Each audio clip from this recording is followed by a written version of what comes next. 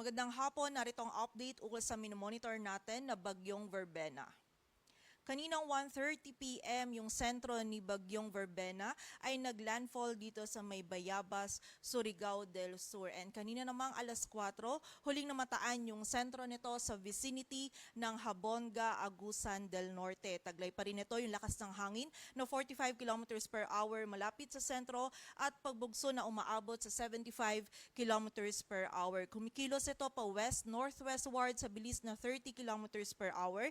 And sa kasalukuyan po makikita natin dito sa ating satellite animation na nananatiling malawak yung sakop ng mga kaulapan na dala ni Bagyong Verbena. So expect po natin ngayon hanggang bukas patuloy pa rin makakaranas ng mga pag-ulan yung buong bahagi ng Visayas, Southern Luzon at ng Mindanao. Dulot po ito ni Bagyong Verbena and hanggang malalakas po or mostly nakakonsentrate yung mga malalakas sa pag-ulan natin dito din sa buong bahagi ng Visayas, sa may southern portion ng Southern Luzon, maging dito sa northern portion ng Mindanao. Kaya patuloy pong pag-iingat para sa ating mga kababayan dyan. And patuloy rin yung pakikipag-ugnayan sa ating mga LGU para dun sa mga aksyon na kailangan po natin gawin para sa ating kaligtasan. And bukod po dito kay Bagyong Verbena, magiging maulan din po yung panahon dito sa may malaking bahagi ng Luzon, dulot naman ng shear line. So ngayon and bukas po, meron din tayong mga pag-ulan na mararanasan, mostly dito sa bahagi ng Cagayan,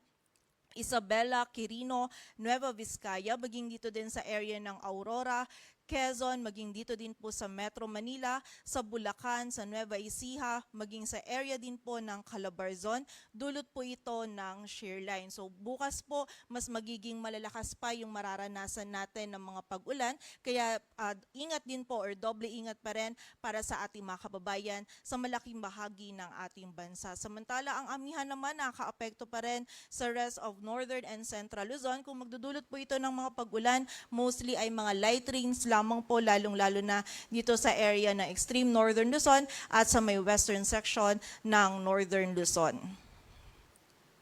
At ayon po dito sa ating latest forecast track analysis ni Bagyong Verbena, sa kasalukuyan po ay tinatahak nito itong area ng Caraga. And between tonight until tomorrow evening ay tatahakin naman nito ang area ng Visayas patungo po dito sa may northern Palawan. So by early morning or bukas ng early morning, nakikita natin yung sentro ni Bagyong Verbena is estimated most likely dito po banda sa Central Visayas, dito sa may southern portion ng Cebu and Bohol, and then patungo po dito sa may area ng Negros Oriental and Negros Occidental. And then nakita po natin, bukas naman ng hapon ay nandito siya sa area ng Sulu Sea. And then by Wednesday morning naman ay nandito na po siya sa may West Philippine Sea. So expect po natin, muli ngayon hanggang bukas nandun pa rin po yung mga malalakas na pag-ulan na dala nito ni Bagyong Verbena sa malaking bahagi pa rin po ng Visayas, ng Mindanao at sa area din ng Southern Luzon. And makita din po natin na habang while crossing Visayas towards the area of Northern Palawan, mapapanatili po nito yung tropical depression na category nito. And kapag po ito ay nasa may West Philippine Sea naman, nakita po natin na posible itong mag-intensify pa into a tropical storm. And bukod po dito, makita natin itong area natin na shaded yellow circle. Most likely, yung mga bugso po ng mga malalakas na hangin ay mararamdaman dun po sa mga areas na malapit sa center track nito ni Bagyong Verbena. So again, expect po natin, no, ngayon hanggang bukas po natin mararamdaman yung epekto nito ni Bagyong Verbena sa malaking bahagi ng Visayas, Southern Luzon at sa may area din po ng Mindanao.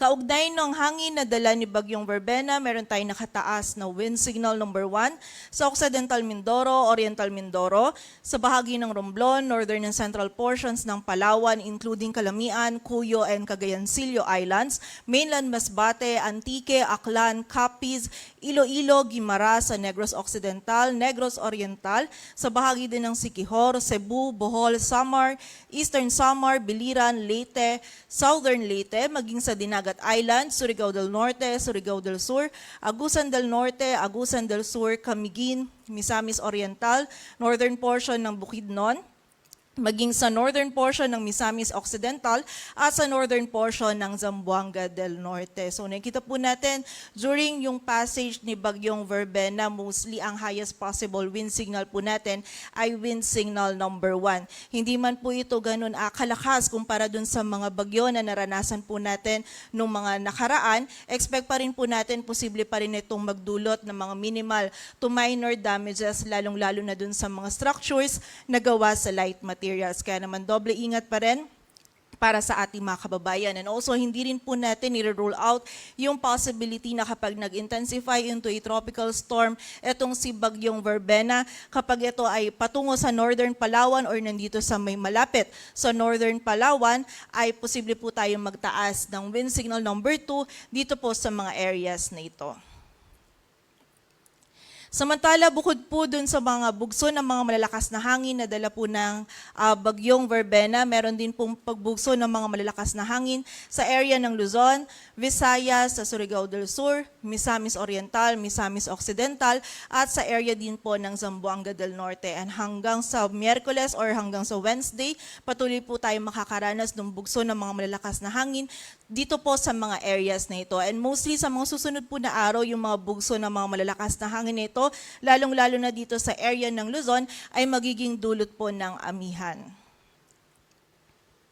Samantala, para naman po sa mga pag-ulan, may kita natin buong bahagi ng Visayas, yung northern part ng Mindanao at yung malaking area din po ng southern Luzon ay malalakas po yung mga pag-ulan na mararanasan natin na dala nito ni Bagyong Verbena. 100 to 200 millimeters of rainfall po yung posible natin for the 24-hour duration dito sa buong bahagi ng eastern Visayas, maging sa Cebu, Bohol, Negros Occidental, sa Aklan, Capiz, Iloilo, maging dito din sa Catanduanes, Albay, Sorsogon, Masbate, Oriental Mindoro, at sa bahagi din po ng Romblon, dito sa Dinagat Island, Surigao del Norte, at dito rin sa bahagi ng Surigao del Sur. So ito po yung habang tinatahak nito ni Bagyong Verbena, itong central portion ng ating bansa. And posible din yung 50 to 100 millimeters of rainfall dito sa may Occidental Mindoro, Palawan, sa Antique, Negros Oriental, Siquijor,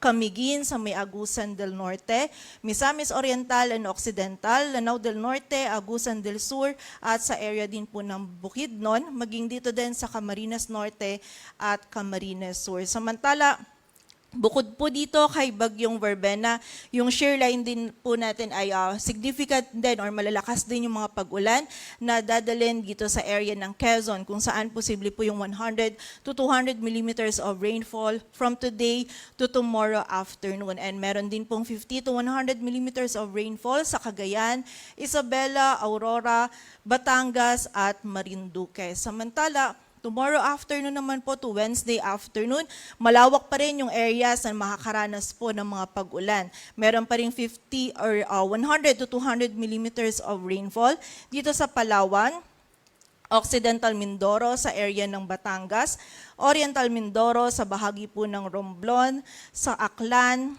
Antique at sa bahagi din ng Capiz. By this time, most likely, nandito na po sa bandang western section etong si Bagyong Verbena. And bukod po dito, posible pa din yung 50 to 100 millimeters of rainfall for most of eastern Visayas. And dito din sa bahagi ng central Visayas, maging sa Iloilo, Guimaras, Negros Occidental, Negros Oriental at sa area din po ng Siquijor. And bukod po dito, ay yung shear line din is magdudulot din ng significant pa din ng mga pag-ulan or malalakas po ng mga pag-ulan dito sa Cagayan, Apayao, Isabela, Aurora, maging sa bahagi din po ng Quezon. And posible din yung 50 to 100 sa Kalinga, Mountain Province, Ifugao, Nueva Vizcaya, Quirino, Nueva Ecija, Bulacan, Rizal, maging dito po sa Metro Manila, Cavite, at Laguna, maging sa bahagi din po ng Marinduque. So again, ngayon po hanggang bukas, yung mararanasan po natin yung mga pag-ulan na dala po ni Bagyong Verbena and also ng shear line. Kaya naman po doble ingat para sa ating mga kababayan dahil mataas po yung banta ng mga pagbaha at pagguho ng lupa. And maging alerto din po tayo, lalong-lalo na sa mga kababayan natin na nakatira malapit sa ilog, sa sapa at sa mga bulubundukin na lugar sapagkat po yun yung mga pinaka-prone areas natin sa mga flash floods at landslides. Samantala, by Wednesday afternoon naman to Thursday afternoon is wala na pong epekto or dadalhin na malalakas na pagulan si Bagyong Verbena sa anumang bahagi ng ating bansa. Ngunit yung shearline po patuloy pa rin magdadala ng 50 to 100 millimeters of rainfall sa Apayao, Cagayan, Isabela at Aurora. Kaya again, patuloy pa rin pong pag-iingat para sa ating mga kababayan dito sa mga areas na ito. Sa kasalukuyan po, ang gale warning natin ay nakataas sa area ng Batanes. Ito po ay dulot ng amihan. And sa mga susunod po na araw, dala rin ng ay na-expect natin na surge ng amihan.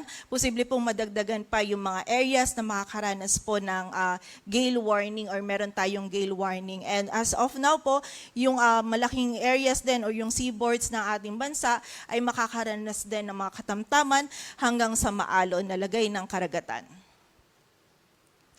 At para naman po sa additional information, maaari po nating bisitahin din yung website na hazardhunter.gris.gov.ph. Ito po yung para malaman natin yung hydromet hazard assessment ng ating lugar or yung susceptibility or para po malaman natin kung gaano ka-prone or kung prone areas po ba yung ating mga lugar sa mga posible pong pagbaha. Patuloy po tayong magantabay sa updates na ipapalabas po ng Pag-asa. Para sa mas kumpletong impormasyon, bisitahin yung aming website, pag-asa.dust.gov.ph. At para naman po sa mga pinapalabas ng mga heavy rainfall warnings ng ating mga regional offices, bisitahin ang aming website, panahon.gov.ph. At yan po muna ang latest dito sa Weather Forecasting Center ng Pag-asa. Grace Castañeda, magandang hapon po.